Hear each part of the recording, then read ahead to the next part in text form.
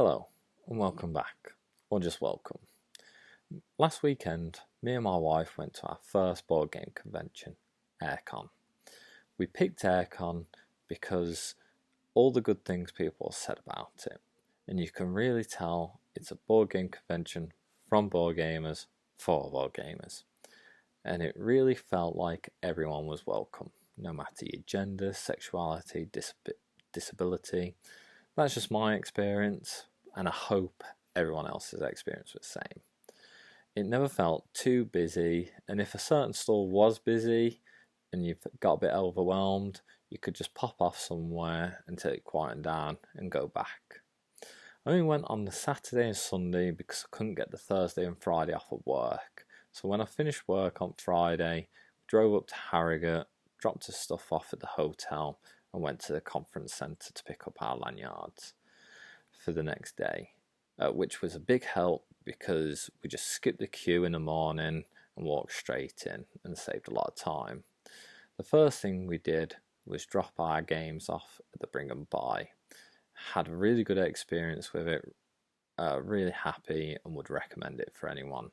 You could just drop his games off and then we could just do whatever we wanted with the convention. We took 19 games between us and sold 15 of them.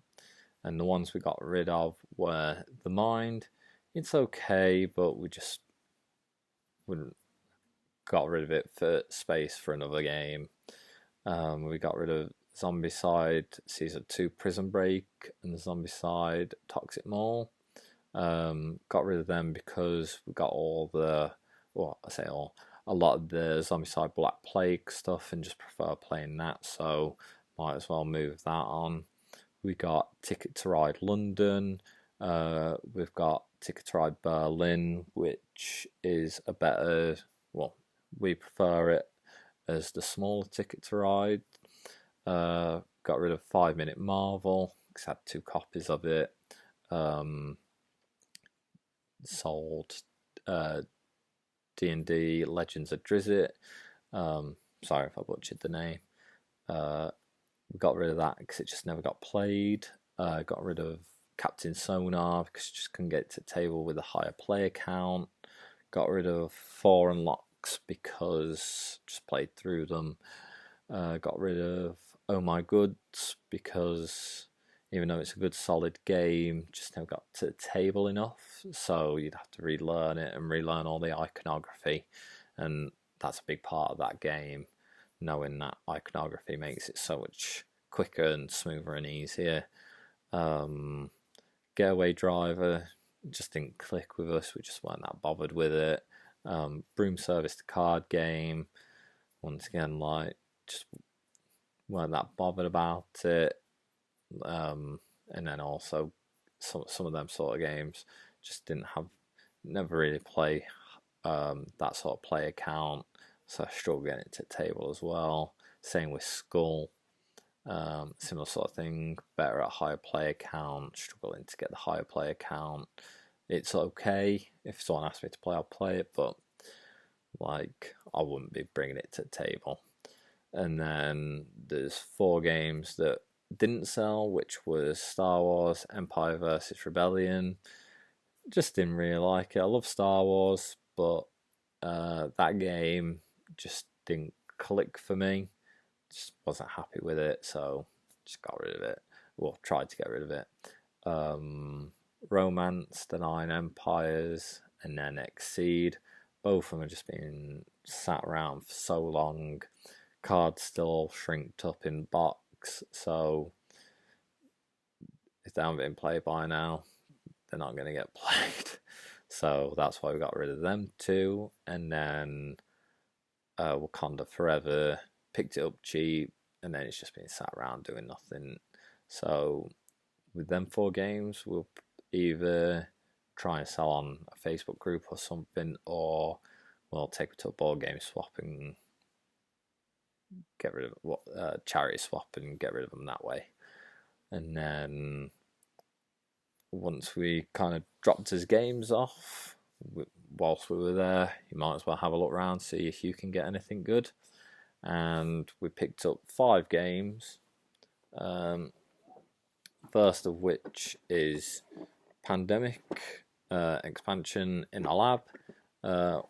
We've talked a lot about getting an expansion for Pandemic, so we've seen this.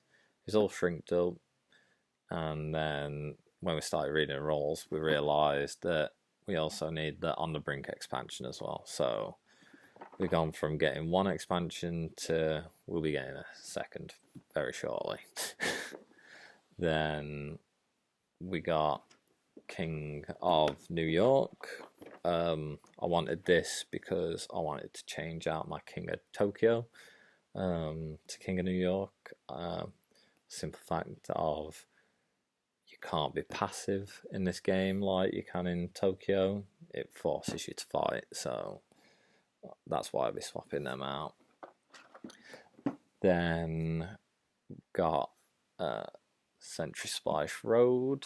We have played this and we enjoyed it, and then we seen it for a good price, still shrinked up, so grabbed it and we're happy with this, really happy. Then we got Tiny Epic Galaxies. Never played any of the Tiny Epic games. Always hear good things about them, and always hear good things about Galaxies. So seen it for a good price. So why not dip your toe into Tiny Epic series? And then as last one, the missus has been looking for this for a while for a good price, and she's finally got it. And that's the Unlock Game Adventures. She's really happy we got this, and we've already played 2 of the adventures already, so just 1 more to go. Yeah, so really happy with what we got from the board game Bring and Buy. Spent less than we made, so that's always a bonus. And then after that, we went into the exhibition hall, and throughout the weekend we made some purchases. We only brought 2 more games, and they were both from a vendor called Game Law Limited. We first brought Bandito because, both the prices of these games were really good. That their store was really fairly priced, so that's why we ended up buying the 2 games that we brought from them. Bandito, fun little game, takes up a lot of table space, but from a small box. But yeah, recommend it. And brought my wife for our anniversary the White Castle, so she's really happy with that, and hopefully we have a lot of fun with it. Both of these, as I say, from the same vendor, real nice prices. So if they've got an online presence or you know where they're based, I recommend going to them and buying some good price stuff. And then we also brought some accessories. So one thing we did was, before we went, we seen these dice tray card holders, but we wanted to see what the colours were like in person. So when we got there, we were looking for colours. We knew we were going to get some, and this is what they're like. Get your thing, bits for your tokens, and then you got some card holder bits, and we got 4 of them in different colours. Really happy with them. Haven't made use of them yet, 'cause I haven't really played anything that could be useful for them. But this was a new colour for her, so if you've already got some stuff but you like this colour, put another order in. Yeah, we're really happy with them. And then we got a wooden dice tray because we wanted a wooden dice tray for the house, and we got this from Trade and Tested. So yeah, a nice kind of dragon scale kind of look, felt on the bottom, really nice. If I didn't say, these were from Geeky Meeples 3D printing, and then we also got a collapsible dice tray, so we could take on holiday with us or to a board game cafe we like going to. And I think this was from TaylorMade. So yeah, really happy with this. This was a good price as well. I think we paid £7 for this, and once it's up, it's nice and sturdy, unlike the neoprene ones that, yeah, you get cool like kind of like printing on them, but they were like 15 quid. So this being more sturdy, not bothered about the print, and on tight, it's a 7 quid bargain. And then yeah, we demoed a few games as well. One game I shouldn't have demoed was the new Star Wars TGC, Star Wars Unlimited. It was really fun, but I don't want to be going down that TGC rabbit hole, so most likely play it casual with my partner because we both really enjoyed it. I really enjoyed the way that you use cards as your resources. So if you have a high value card in your hand to start with, you can get use out of it straight away rather than having to keep it in your hand until later on in the game when you can play it. We also played a demo of a flip and write game called Molehill Meadows. It was really fun, some different shapes compared to what you usually get in a roll/flip and write. I didn't do that well, but it was a fun game. We'll probably add it to my collection at the right price point. We also got shown how to play Crokinole. It was the first time we both played it.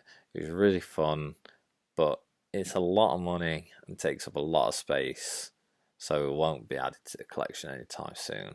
But if I get a chance to play, I'll be having a game or two.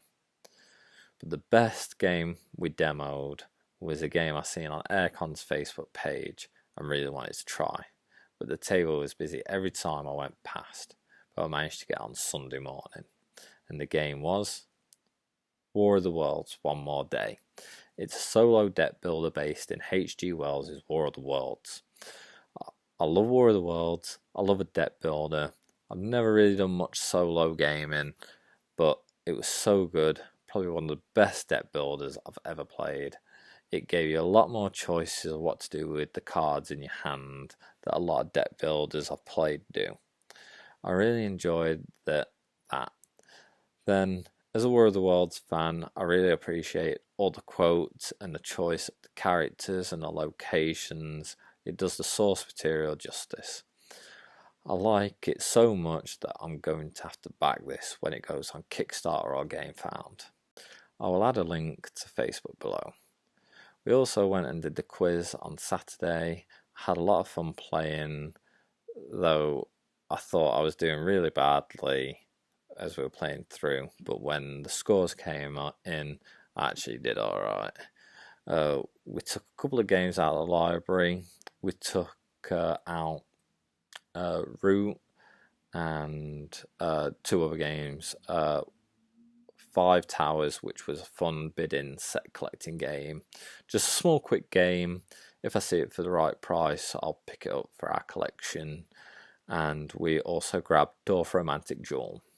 We went to the table and started to set up and read the rules, and a nice guy, can't remember his name, I'm terrible with names, but he asked if we would like him to teach us the game because he's been demoing it all weekend. We said yeah, and it helped us play a lot quicker.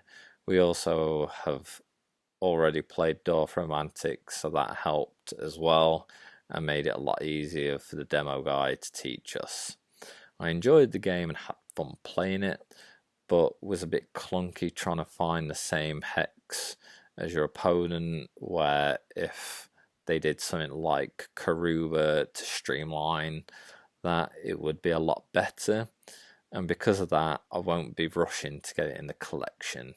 Maybe if we've had enough of the original game and want something similar but a bit different, or if they made a second edition with the change that I said, like maybe like some numbers on it, so like a bingo caller, then I'll probably think about it. That's pretty much everything.